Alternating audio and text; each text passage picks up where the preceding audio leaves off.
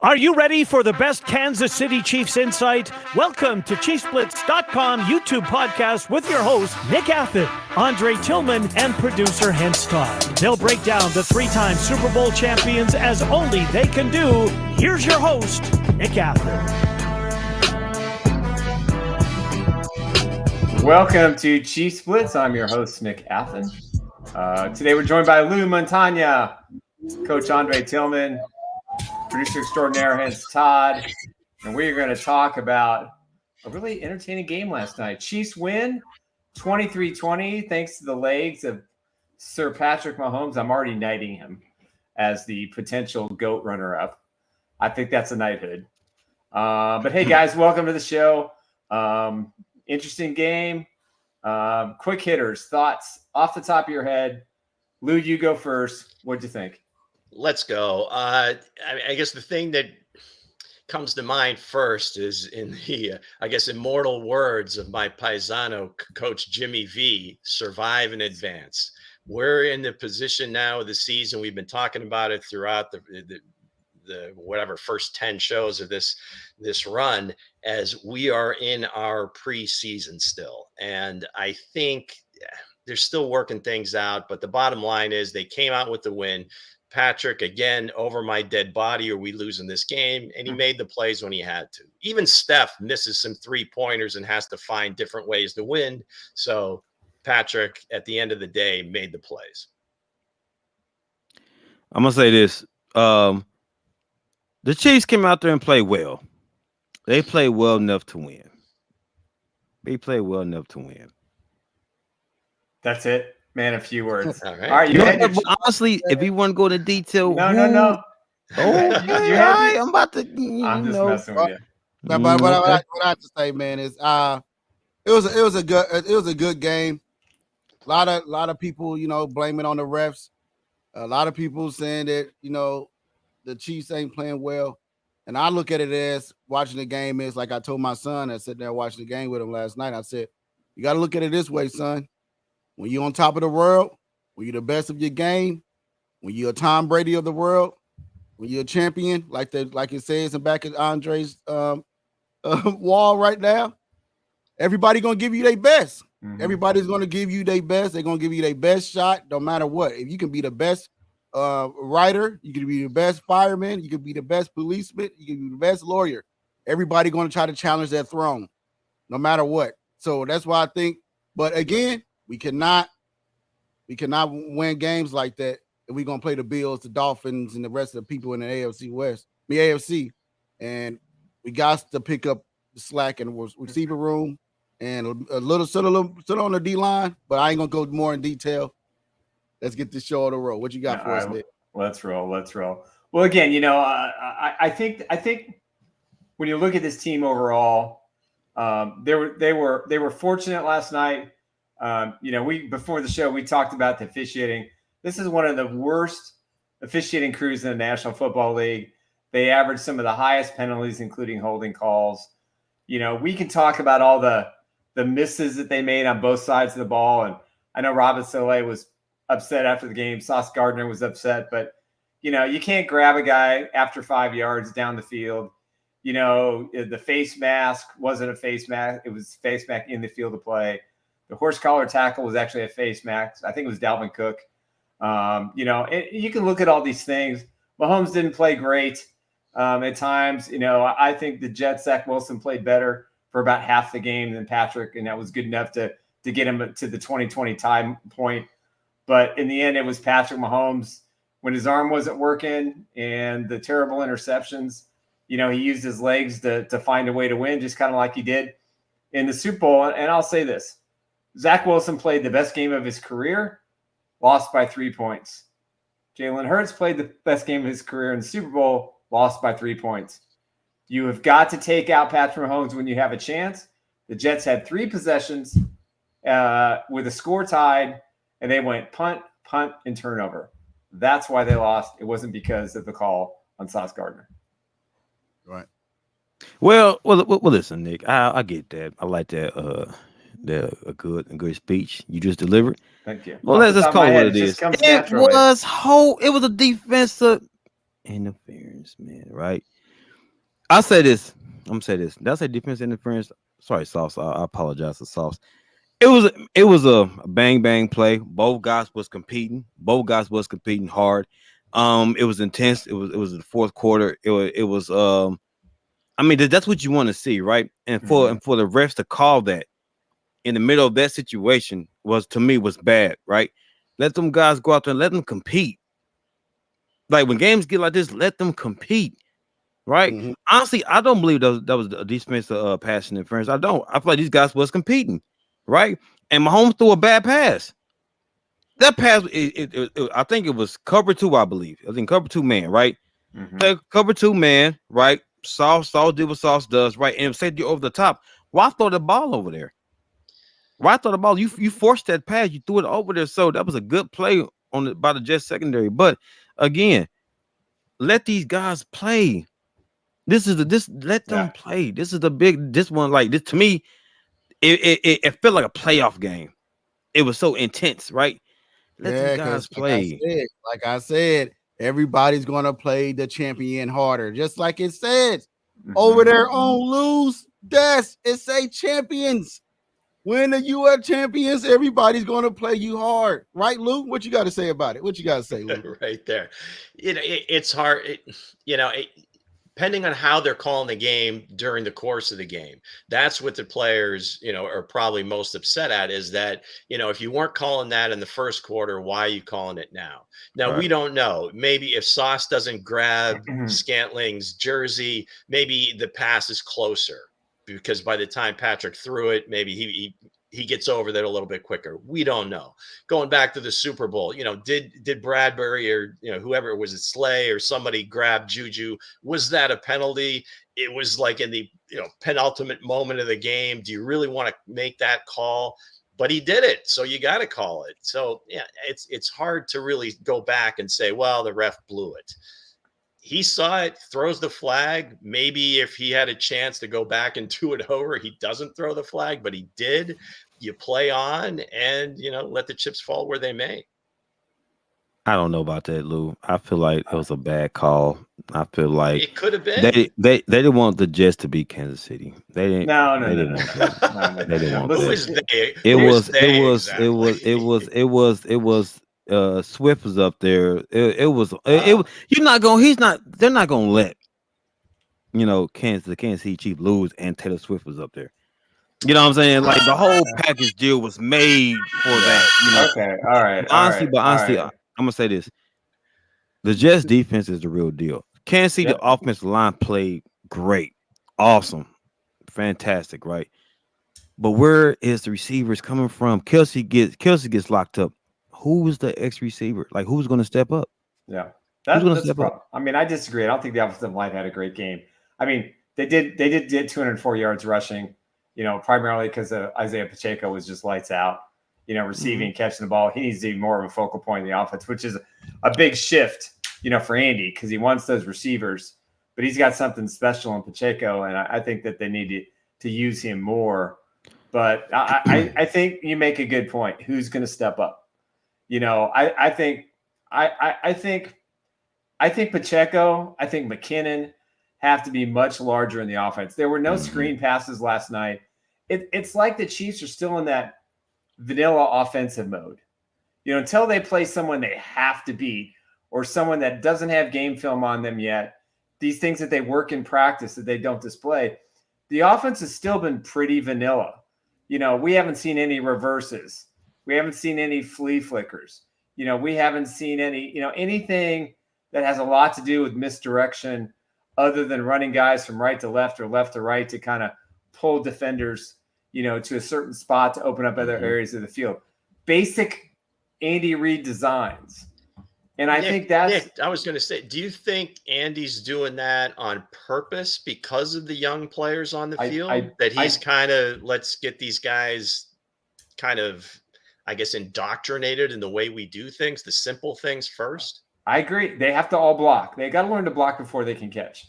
Rashee Rice missed that big block on a jet sweep last night that could have sprung Sky Moore to a touchdown because there was 3 blockers in front of him. He had one guy to push out of the way. He couldn't do it. Justin Ross has been out there blocking. Sky Moore, God love the kid, still is having trouble running the right routes. I thought he was past that after weeks 2 and 3, but it came back last night. And I think Andy doesn't have a choice because he can't put too much pressure on these guys because they got to do it. Kadarius Toney, I mean, he made one of the best catches of any wide receiver all year, catching that ball and getting a helmet hit, and he hung on to the ball. So I don't want to hear he can't catch the ball, but he's a blocker too. So, when you got 3 guys covering Travis Kelce, somebody has to step up, but Andy Reid's got to design a little bit better offense and maybe let the reins go. But for me, it all starts with Pacheco and Kelce, and then you work after that. If those 2 guys are humming, then that means defensive players are going to have to pull off, some of these wide receivers, maybe even take one of the defenders off Kelce and be able to have some success with the receivers. But, they have got to step up. They're kind of in their own head. They're kind of in their own way. They're kind of learning. But, Andy Reid, Matt Nagy, and Patrick Mahomes, and Travis Kelce, who was clearly upset after the game, at least from some of the reports I heard from some of the sideline people, that he was upset with the way the offense played. They'll figure it out. They've got some – the Vikings defense is terrible. And then they get the Chargers and they get the Broncos, Chargers-Broncos. So or Broncos Chargers, I think they're going to be fine. So we may have buried the lead here. And I'm sorry. This was Pop's game. I mean, this was his breakout game. Yeah, it was in New Jersey. He's back home. I'm sure that had him amped up even more than he generally is because he's always jacked. But the push-ups in between plays, making some catches. I mean, we've been waiting for this, right? I mean, it's just like he's got to just kind of take over that spot. Clyde is Clyde, and maybe he'll make a play or 2 per game, but it just seems like when there's like a cutback to be made, he's just like half a step slow and he gets busted in the backfield instead of getting downfield for like 10 yards. Right, where Pacheco is really starting to find his groove with that. And I am here for it. I am here for it. I'm all about Pops. I'm gonna say this. He did have 20. Go ahead. Hold on. Let me talk. First, I get cut off by Luke. Sorry. I'm all excited. But what I'm saying is the Chiefs have the offensive line. I see Trey Smith out there playing his butt off. I see, the tackles are playing their butt off. What Andy Reid got to do is when the iron is hot and they can't, it's like playing Madden. When the iron is hot and somebody can't get out there and they can't stop it, they showed that they wasn't stopping the run. Why not keep running the ball? Isaiah had the hot hand. We got to keep running the ball there. Isaiah had a hot hand. You get in the red zone, we want to do these cute plays and stuff, but Isaiah had a hot hand there. We got to give him the ball more, and he looked like I was looking at him. I was like, man, he's kind of looking like Marshawn Lynch. Marshawn Lynch out there. He's in beast mode, and I like the way the kid run. I don't know what it is with the Clyde Edwards-Helaire experiment. I'm okay with I'm not nothing against the guy, but that ship has sailed. You know what I mean? Because he got to give Isaiah Pacheco more touches and see what else happened, man. Because when the receivers start going and then the offensive line start clicking well together, I think it's a better show. Yeah, I'm gonna say this. I'm gonna say this real quick. Now, what y'all just said, the man had 20 attempts. Isaiah Pacheco had 20 attempts. They fed that man the ball. This was his game, right? Finally, I get that. But we're after they honed in on Isaiah Pacheco, right? Okay, now they figure, okay, they're gonna run the ball. Okay. The issue for me was this, like I stated earlier, who was that guy that's gonna step up? Who's gonna be that X? And we didn't see it. That's why the frustration. That's why I believe that Kelce was frustrated, because if Kelce locked up, right, and they containing the run game, who's going to step up? Yep, you're right, and that's what they got to figure out. I mean, that's what the next 3 games, and when you get to Miami, you got to have it figured out. Now, again, Miami got crushed yesterday by the Bills. They did. I really enjoyed watching that game, to be perfectly honest with you. I'm a closet Josh Allen guy.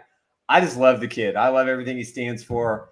I love his passion. I love the way he plays the game. He's tough. You know, he's Ben Roethlisberger with a lot more skill. I agree. And throwing the ball deep. But man, I'm telling you, you know, the Chiefs. I don't agree with you, Nick. Which one? On Ben? On Big Ben? Come on, Allen. I don't agree with you on Allen. Nah. You don't think it's like Big Ben a little bit? I think Josh Allen is that guy he's going to play hard in a regular season, but when it gets to the playoffs, we'll see. It's a different story. Listen, I don't disagree with you. I'm just talking about from if you look at not to go off topic, but if you look at Big Ben and Josh Allen at a similar point in their career, they're about the same player. The physical stature for sure. Yeah. The arm strength, the escapability, extending plays. Now, obviously, Ben didn't have the legs that Josh has, but I think just the mentality, I think was where you're going, Nick, and how he plays the game. Right. Yeah. If you recall those Steeler teams, whether it was AB or Juju or Mike Wallet, whoever they had on the field, he would make the play right. He would make the plays. And that's why I'm going to circle it all the way back because I actually had a point. Go. When you look at Patrick Mahomes, he's got similar traits as far as toughness and desire.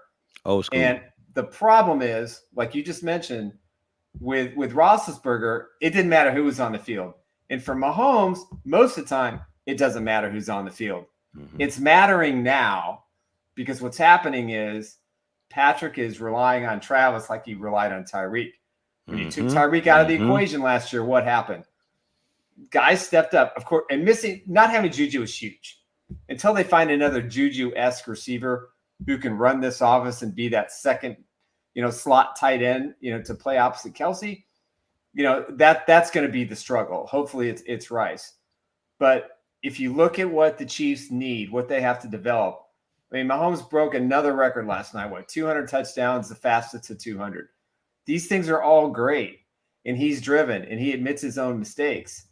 But what we saw last night was Patrick was just kind of being a little desperate instead of throwing the ball away to live for another down. And he talked about that after the game. And I think it's important that is what he needs to work on. And I think for Patrick and for Andy Reid, okay, let's simplify this thing, or let's reduce the wide receiver rotation and let's focus on these 3 guys or 4 guys. These are the 4 guys that are going to come in and rotate. And this is how we're going to get them up to speed. And if MVS can't create separation and Watson can't create separation, then they've got problems. So they're going to have to teach these other kids how to create separation. So for Patrick, you can't have the excuse anymore. Well, these guys may not know the offense. You find a way to get the ball and you create plays to their strengths. There you go. That's something we're not seeing. There you go. Absolutely, Nick. Absolutely, I didn't see the snap counts, but it seemed like they did cut down the rotation a little bit. And to your point, as far as Rice is concerned, Nick, it looked like he did make some of those plays where he was like this, almost like the second tight end. And Rice, made the catch. He not all of them, but on 2 occasions, big plays, right? And he is. If the kid can just get out of his head about catching the ball, because as soon as he does catch the ball, he makes it happen. He gets upfield immediately and he can make some people miss. He's strong. So he's probably the leader in the clubhouse as far as being that guy right now, because like you said, the others, Sky, we're waiting on it. He shows flashes, but the consistency isn't there. And MVS, I don't know what the hell happened. It seemed like in the playoffs last year, he really picked it up when he had to, especially in the Cincinnati game. And even Jacksonville, but I'm not seeing it. It's tough to watch that a little bit because you really thought he would be the guy to step up. I agree. We did thought that. Go ahead, Bota. And speaking of Patrick Mahomes, man, even though he threw them interceptions, but nobody has a better career like he has right now starting off. Right now, he got 200 yards, 200, the most touchdowns, for right now, and him when they pick it up, man, I feel like it's gonna be a show to be having. But again, we cannot wait on Sky Moore for this second year. He should have been picking it up now. That's what training camp is for. That's what off season for. We cannot be wailing and say, oh, we got to teach these guys how to run deep routes and everything else in the mid of the season already beginning. That's what training camp and all that should have been happening for. And that's what Justin Ross came in, because that's what they was showboating. They was putting it out there on the internet, putting it out there in the NFL world that, hey, this is going to be our guy. And we haven't yet to see him. We had yet to see what he can do. Go ahead. Right? Like what Nick stated too. It's like create. Okay, if they don't know the playbook, we'll create an opportunity for the guys to get on field. Red zone. Okay, go out there, put Ross out there like as an X receiver.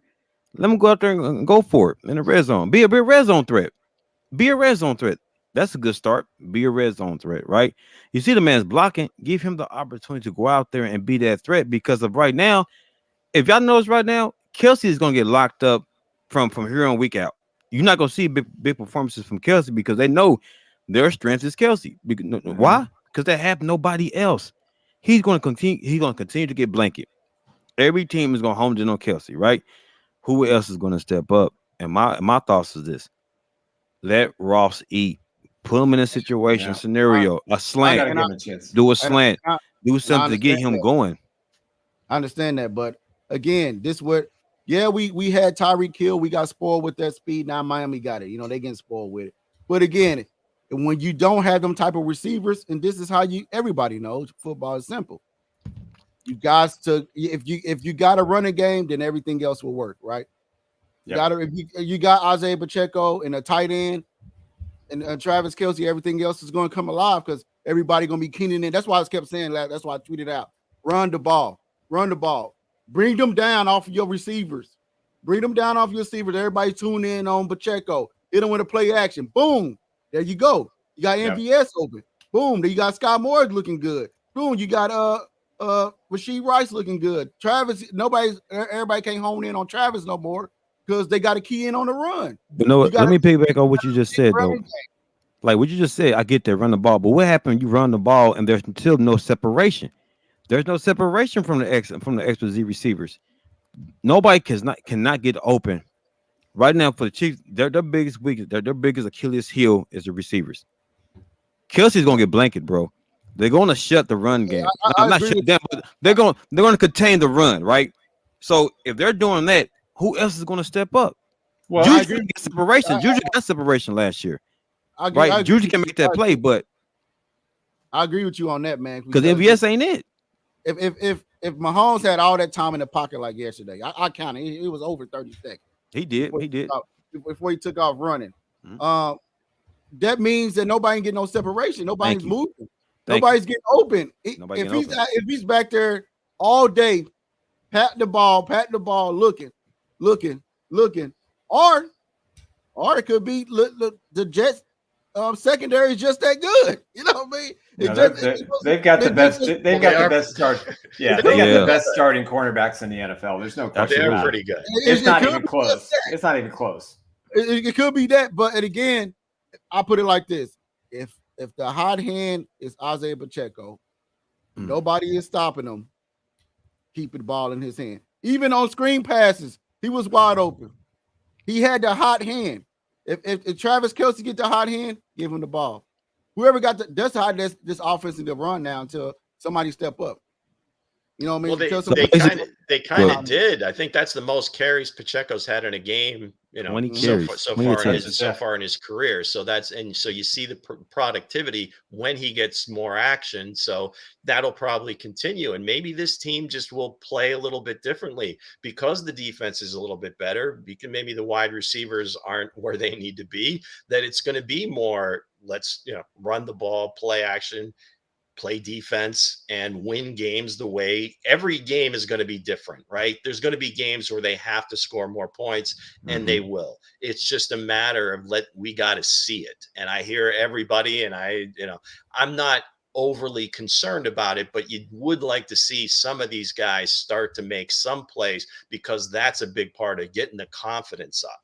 We saw that with what happened when Zach Wilson was a little bit more confident last night. So anyways, in terms of the receivers, it's going to take a little bit more time. We'll see. But it looks to me like Rice is the first one that's kind of, okay, he's making some plays. He's got to make more. Yep. Speaking of defense, Dre, what you see last night in the tackling and oh man, listen, defensive line. What you guys say about that? Well, I said before the show, I said I'm very impressed with the defensive line, man. I'm very impressed. Donna been playing very well this season. You know, been playing very well this season. He was 2 for he had 2 solo tackles, right? Did good, and he had a PD a pass deflection, right? Number 23 from the Chargers, right? The guy that they picked up, Tranquil, right? Yeah. Right. My man has 7 solo tackles and a forced fumble. I mean, he came in and made an immediate impact for this defense. Immediate impact for this defense. You know, we know what Chris Jones is going to bring to the table. We know what George has been doing. A lot of people ain't really giving George enough credit. He's been getting a lot of pressure on the quarterbacks. He's been getting pressure on these quarterbacks. So he had Wilson. He let him go. He did, man. But you see the potential. And remember, guys, the cat from the 49ers. He hasn't started yet, right? Look at the cat from the Raiders. Charles Amenahu. Yeah. Think about this though. You see what Kansas City's doing now. Wait till they get their rotation going. Remember, Spags love rotational guys. He love a good, healthy rotation. Keep them fresh and keep them healthy. You know what I'm saying?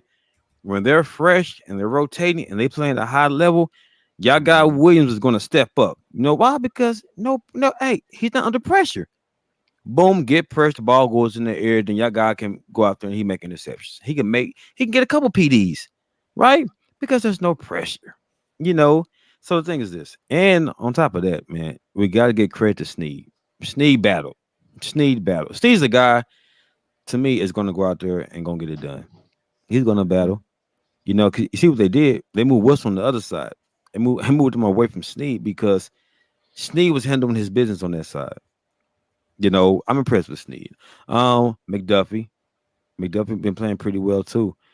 PFF rated the number 1 cornerback in the league. Absolutely. I mean, if you agree with PFF stuff, I mean, I don't want to say I don't know how accurate it is. But the bottom line is he is the number 1 rated PFF corner. PFF always give you their theory on that and their facts. Sometimes people agree with it, some people don't, but it's what the eye can see. And what the eye can see is McDuffie been playing fairly well. Reed gave up a touchdown to number 87, but again, like Nick said, he said it was down his helmet. He, it went for the helmet. The play wouldn't have happened, but at the same time, strap your helmet a little tighter, my man. You know what I'm saying? When you get your helmet pulled off. And right in front of a referee. Simple fundamentals. Strap your helmet up next time. It'll be okay. Yeah. But Nick, speaking of Snead, Nick, do you think they're going to extend him? That's a sneaky one. I mean, he deserves it for sure. But with these other young guys stepping up, being cheaper, do they again put their assets somewhere else? Here's what I think. Well, that's what I think. Go ahead. You go first. I was going to say, this is what young guy goes first. Go. I'll put it like this. I was saying Snead and 2 first-round picks to get Jefferson for Miami. There you go. Go ahead. Okay. Well, that's not a bad idea either. I think the reason the Chiefs didn't re-sign Juju or make a better effort was because of his knee, and he's riding the bench because of that knee in New England, but he got his money. I think with Snead, they're very concerned about the knee in the offseason. Clearly, he didn't practice much in training camp. He didn't play in the preseason. But when the lights came on, he was a go. If the knee is sound and they're convinced it's not going to be an issue, and he's willing to take a team-friendly deal, but if he's looking for elite money, he's not going to get it from Beach. Good point, Nick. They have to sign Bolton, who I think is a higher priority. They got to sign Creed Humphreys. They got to sign Trey Smith. They may have to find a new left tackle next year, which I think maybe comes in the draft, or the kid from Oklahoma that they got that drafted, whose name is Morris. Yeah, Morris. Morris was mighty impressive, for what I'm told, in camp. he could be the long-term solution, and that's why they drafted him.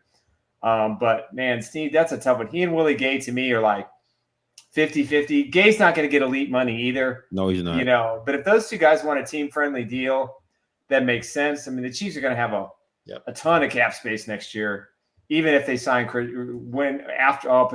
after they sign Chris Jones to an extension. They're still going to have a lot of cap space. Then Mahomes' contract's going to allow them to maneuver any amount of dollars they need to. And I won't jump too far into March, but T. Higgins is going to be the number one priority for Brett Veach. He's going to throw every penny he's got at this kid to get him in a Chiefs uniform. Mm-hmm. So when you factor in all these things in the offseason, to answer your question, Lou, I'd say it's 50-50 for him and Willie Gay.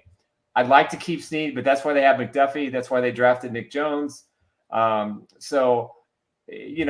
always looks a year or two ahead of what I got to do contract-wise, when I have to save cap space. But, if Snead continues to play this way and makes the Pro Bowl, at least the Pro Bowl games or whatever they call it these days, he'd have to take he's not going to get Charvarius Ward money, but, he may get Justin Reed money, and that might not be enough for him.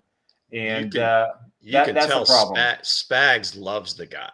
Well, I don't know if that means anything, but he loves himself some LJ Snead. It carries some weight. Trust me. I mean, he generally has gotten the players that he wanted. I mean, listen, they wanted to get rid of Mike Dana, and Spags was like, no, just trust me.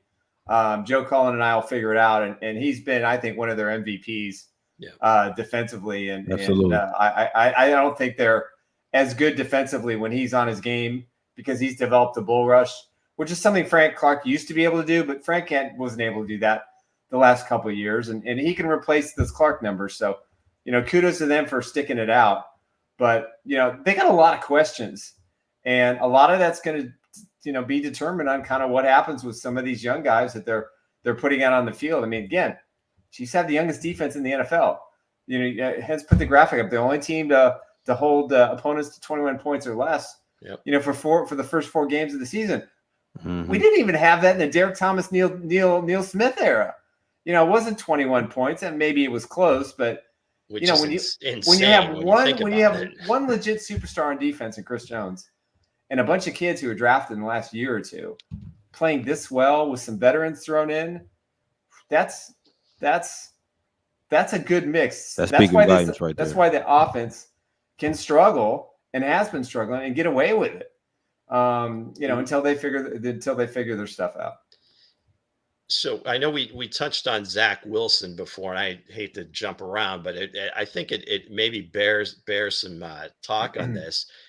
Like Nick said, he played excellent in the second and third quarters, and actually on the game-tying drive, he threw 3 balls that were as perfect as you'd see.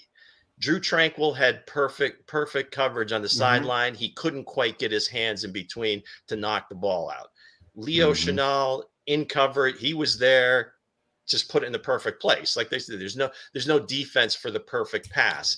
And then the touchdown to Lazard, Brian Cook is like a fingertip away from knocking that out, and he puts it in there. So now, if you're a Jets fan, are you thinking, okay, he's getting it, or is this just another tease? Because in the fourth quarter, when they needed him, he reverted back to Zach Wilson of the first quarter. Yep. Looks away from the snap, fumble, game over. Now, you can say what you want about the penalty, and they had called the offensive holding, but the bottom line is the Chiefs milked the last 724 with 50 yards. In Jets territory. They're in the Jets territory the entire time. And didn't have to score. And Mahomes was there for it. He loved that play. But again, so there was a lot of luminaries in the crowd, right? Taylor Swift and Hugh Jackman and Ryan Reynolds, his wife, everybody was there. But as far as the Jets were concerned, Aaron Rodgers was there. And I think Nick and I maybe texted about this. Would he kind of show out, because would it help having Rodgers there? And maybe it did. big bro in the stands. You know, Mhm. he wants to show up, and maybe he felt some confidence during the course of the game. But my question to you guys, and the same as the Jets fans, is that enough to say, okay, maybe he's getting it? Because ultimately he still lost the game. I'm gonna say this. He made the critical turnover that ended up, you know, the game over. So what are we thinking if you're a Jets fan? Can we build on this, or is it just like, you know what? He made a few good throws, kept us in the game, but ultimately he lost it. I'm gonna say this. I He was feel like 28 for 39, right? He threw 245, 71%, right? He was 71%. That speaks volumes. 71%, Well, he right? had good numbers. I'll give you that. Good numbers. So on the big on the big stage, he performed. Now you can say Aaron Rodgers was there. Credit because he wanted to impress his mentor. You know, came out the second half and played very well. He was making throws again that touch throws, beautiful throws. Yeah. Like we see the potential in him. And honestly, I'm not a Jets fan, but if I was, I would feel very confident in Zach Wilson going forward because he's putting it together. Now, like again, some people start off slow, right? He started off slow, but you see the confidence the Jets have in him. You seen how they rallied with him, even on that muff fumble, even on that muff snap, they rallied with him. They went to the sideline, talked to him, said, "No, it's okay. You know, you got it." But to me, watching that game and watching those throws was incredible. Because Lou, these Chiefs guys, they was in good coverage, Yeah. right? Cook No. was in good coverage. Chanel was in good coverage.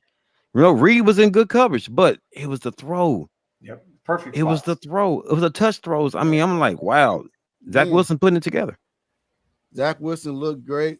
Everybody looked great when they played the Chiefs. Because guess what? They are the champions. Everybody, like I said at the beginning of the show, Right. everybody gonna bring Chiefs a game. You see the sign in the back of your head, Dre. You see the sign on your desk, Lou. They are champions. Everybody gonna bring the A game. That's like Mike Tyson. When everybody fought Mike Tyson, they try to bring it the A game. You know what I mean? Everybody fought Muhammad Ali. Everybody try to bring the A game. And Tom they still Brady. knock him the hell out. Except for Holyfield. What happened at the end? You see what Mahomes did at the end? He got up and he could have scored a touchdown. He got up and was like, and that's it. Yeah, I'm the best. That's what all they say. I got That it. was That right there was the move. That was the signature move. I said, and that's the difference between, you know, the pro, the guy that's done it over and over again. Even though he didn't have his best game, he was able to ultimately do what his job was, to make the team, drag them to the finish line, so to speak. Right. Go into church mode. You know, you got all the Chiefs bettors are probably cursing him for not scoring that touchdown. Oh yeah, you know they are. They lost and covering the spread. Vegas made a fortune on that slide. But he was like, "Hey," and they said, "Are you not entertained? Here's the ball, man. We win." There's the picture right there. It's like, all right. That was a classic picture. I said, "Dang, I'm the man." I heard about the Jets fan. So taking it back to Zach Wilson, he's going to have to now build on this performance. Now, again, there's no moral victories in the NFL. There's no style points. This isn't NCAA football where you're getting style points or getting ranked. They lost, okay? But can he now put another performance together where it's a little bit more than just 2 or 3 the second and third quarter? Okay. I don't know that he can. Here's the defining tone on Zach Wilson. He has 2 jobs left in the regular season: beat the Bills and beat the Dolphins at least one time. He's beaten the Bills. He's got to beat the Dolphins. That'll help the Chiefs. So I'm a Zach Wilson guy up for until 3 that games. point where he lays an egg, you know, in playing those teams 3 times for the remainder of the season. To me, that's going to be my judging point. But hey, I think Aaron Rodgers and looking at that and looking back on that picture, not to cut you off. That's all right. I look at the picture and look at Dave Tobe. Look at Dave Tobe as I bring it in. Dave Tobe is looking at him like, we have greatness on our hands. Look at Dave Tobe is looking at him. Look at Dave Tobe. He's looking at him like, hey, we have greatness in our heads. And that's a signature poster. I got to get that poster right there. That's a beautiful shot. That's a beautiful shot. Yeah. I got to get that shot there. And in New York City and the bright lights, when you got all those celebrities there, you got the national media, everything is perfect. Everything is just perfect for the Jets to shock the world. And Mahomes said, I'm just toying with you for 59 minutes. I got this. Over my dead body. That's Mahomes' philosophy, guys. He is not going to lose these games. No matter what we say on this show about the opposing teams, Mahomes is not going to lose these games. He's not. That's Jordan-ish. That's Jordan-ish. I said he's not losing these games. Yeah. My son was like, why he didn't run in for the touchdown? I said, hey, why run in for the touchdown? You can risk injuries, and if they scored out there on defense. Herm Edwards. We played to win the game. Yeah. He slid down and said, there you go, ladies. All she wrote. The game is over. Let me take my bow. This is my encore. Before the end of the show, back on what I seen for Isaiah Pacheco. That is a 7th-round draft pick. Yep. That is a heck of a pickup by Brett Veach. To know the situation of the game, bust a run, and slide down to stay in bounds, to still kill time on the clock. There was I said, oh, I jumped up on my chair. I said, what you cheering for? I said, you see how you slid down and inbound? Yeah. You still killed the clock. I said, that's awareness right there. And that's why he need to be starting. I want to see no more. I don't want the Clyde Edwards-Helaire ship has changed. Has sailed. You want to put too much pressure on Pac, though. You want to keep it balanced, though, my man. No, well, McKinnon needs to get more snap. Andy likes to keep McKinnon fresh for the second half. And if he doesn't get anything out of Clyde, but you're right. This offense is Pacheco. Yep, it is Travis Kelce, and it is Patrick Mahomes until somebody else steps up. And don't leave out Sheet Rice, sir. What's that? I'm just saying until someone else steps about the big names, man. You know what I'm saying? I know names. And the Chiefs are not going to make a trade. Maybe they make a run for Claypool. We could talk about that on Wednesday's show. Because he's definitely he's in the outs with the Bears. He failed in Pittsburgh. He's failing in Chicago. The guy needs a change of scenery. He could be a good fit. But besides that, I agree. It's not the risk that they have to take, because that would mean even if they bring in a guy like that, if they bring in a veteran, who are you going to sit? Who isn't going to get the reps? Who isn't going to get the experience that they're going to need for the remainder of this year and into next year or into the postseason, for that matter? That's what's scary to me. I don't think he failed, to be fair to Claypool. I don't think he failed. I think he was just on both running teams. Pittsburgh was a running team. Chicago Bears is a running team. Chicago Bears are confused. Don't know what they want to do. Putting it lightly. We're not bringing politics into this one. Not happening. Go ahead. I think if Claypool, a lot of people gonna get Claypool mixed up with Pittsburgh and the Bears. When you put Claypool with Patrick Mahomes and get him a little bit of a shot, I think that'll be a great pickup and a great steal. He's fast. We'll talk about that on Wednesday's show. All right, gotcha. We might know more by then anyway. So with that said, man, we want to thank everybody for watching. This is a great topic, a great show today. It was another Chiefs win on Sunday. We want to thank Mike. But we want to thank everybody's Dre for his takes, Luke for his take, Nick for always writing up the great articles. And also, guys, you can follow us on Chiefs Blitz at ChiefsBlitz.com, Chiefs Blitz YouTube, Chiefs Blitz on Spotify. As Dre don't know how to stay still in the classroom. Well, my cord came on my microphone, gentlemen, and I didn't want to put too much attention on the mic. Now he's got the Dion look today. I kind of like it, Yeah, I know what this might be my new look for the show. You got a cowboy hat? I know you're battling a little. I do. You have a cowboy hat? So. Yeah, the cowboy hat for the championship banner, man. You know, Nick did me right. Well, I'm thinking about the cowboy hat. I'm thinking about that, man. And maybe switch over to "I Ain't Hard to Find." Oh, that sounds good. Yeah. We coming. We coming. Yeah. We want to thank you guys. Just like you said, we coming. Chiefs Blitz are coming. So, guys, we want to thank guys for everybody for please subscribe and share the show. And with that said, we'll see you guys noon on Wednesday. You have a great Monday. All right. Peace. Yeah. Let's Peace go, out, guys. Revive in advance.